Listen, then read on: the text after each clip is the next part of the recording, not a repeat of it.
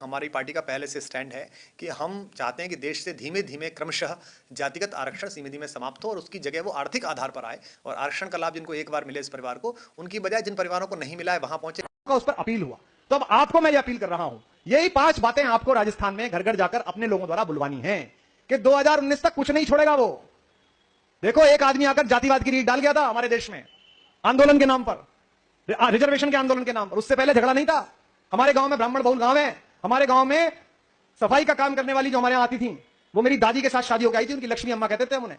वो मेरी मां को और मेरी चाची को जरा सा भी घूंघट नीचे रह जाए 100 गालियां सुनाती थी।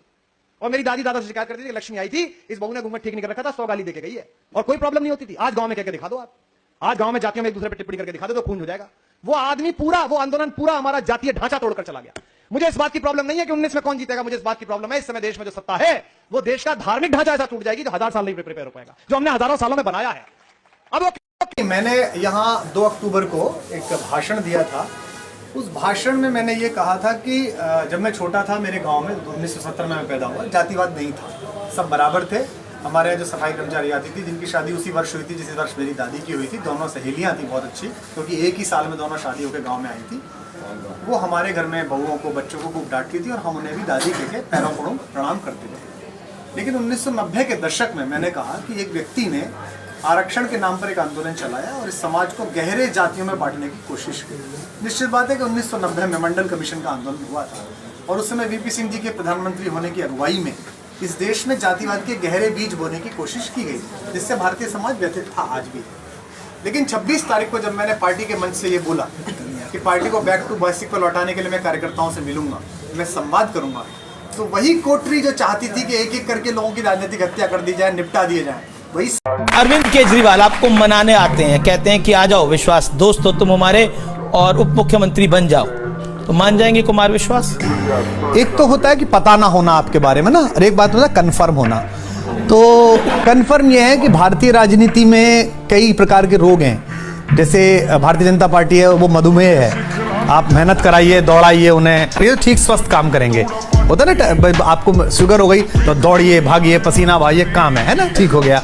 कांग्रेस है, वो भारतीय राजनीति में जितने प्रकार के कुमार्ग पैदा हुए उनकी गंगोत्री है, वो कैंसर जैसा है जी। काट दीजिए, कुछ इलाज कर दीजिए, ट्रांसप्लांट कर दीजिए, ठीक हो जाएगा जी। भारतीय राजनीति में कुछ लोग एड्स हैं जिनका इलाज नहीं पैदा हुआ, उनसे बचाव ही उपचार है। पिछले 5 साल में, 7 साल में मोदी जी ने मेरे घर पे सीबीआई की रेड कराई, मेरे दफ्तर में सीबीआई की रेड कराई। मैंने कहा आपको कुछ मिला? बोले नहीं मिला। उन्होंने मेरे घर पे इनकम टैक्स की रेड कराई, मेरे दफ्तर में इनकम टैक्स की रेड कराई। मैंने कहा मोदी जी कुछ मिला? बोले नहीं मिला। उन्होंने ईडी की रेड कराई, रॉ की रेड कराई, दिल्ली पुलिस की रेड कराई, सारी रेड करा ली मेरे ऊपर। मैंने कहा जी कुछ मिला? बोले नहीं मिला। तो मैंने कहा फिर? बोले वो एक कवि है, उसके वो बता रहा था कि आप एक कवि है, कोई गाजियाबाद में रहता है, कोई कवि कह रहे, वो कवि कह रहा था कि केजरीवाल आतंकवादी है। उसके सपने में आया था, उसके सपने में आया था कि 7 साल पहले मैं उस कवि को ये वो बच्चे समझ गए, भ्रष्टाचार वो कहते जी, उस कवि के सपने में आया था कि 7 साल पहले मैं उस कवि को कह रहा था कि मैं भारत के 2 टुकड़े कर दूंगा और 1 टुकड़े का प्रधानमंत्री मैं बन जाऊंगा। मैंने कहा प्रधानमंत्री जी मैं कहां भारत के 2 टुकड़े कर दूंगा? आपकी ईडी को नहीं पता चला, रॉ को नहीं पता चला, सीबीआई को नहीं पता चला, इनकम टैक्स को नहीं। मैंने कहा एक काम करो ना, ये सारी बंद कर दो एजेंसी, उस कवि को ही रख लो, वही बता दिया करेगा सपने में क्या आ रहा है और सपने में क्या नहीं आ रहा। ये बंद कर दो, सीबीआई बंद कर दो, रॉ बंद कर दो, ईडी फीडी क्या दुखी कर रखा है दुनिया को, उस कवि को ही रख लो अपने दफ्तर में।